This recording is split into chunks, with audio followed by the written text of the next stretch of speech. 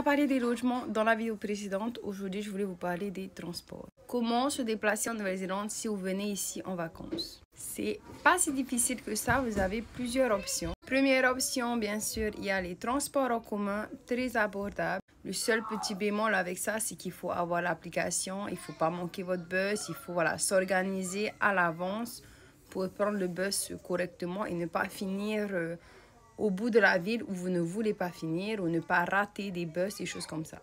En général, c'est très bien organisé sur l'application, mais c'est vrai que la barrière de la langue peut être un petit souci si vous faites ça. Donc, si vous êtes là pour la première fois, je vous conseillerais peut-être pas ça parce que la Nouvelle-Zélande, c'est grand, mine de rien, et c'est très facile de se perdre. Deuxième option, bien sûr, il y a les taxis. Le problème avec les taxis, c'est qu'ils sont assez chers.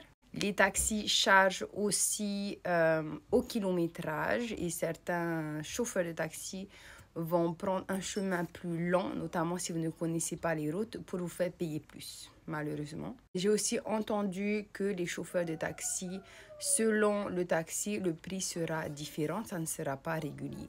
Une autre option, c'est les Uber, bien sûr, un peu moins cher que les taxis. Personnellement, si vous avez l'occasion de pouvoir bien vous organiser, bien vous renseigner pour prendre les transports en commun, je trouve que c'est une très bonne option. En plus de ça, vous n'avez pas besoin de conduire parce qu'ici on conduit à l'envers, souvenez-vous. Et vous visitez un peu la ville, ça prend juste plus de temps. Donc si vous êtes dans le rush, c'est peut-être pas l'option. Mais du coup, dans votre programme, faites des journées plus légères pour vous permettre de prendre les transports en commun et de profiter de chaque jour sans être dans le rush. Voilà, j'espère que cette petite vidéo vous aidera.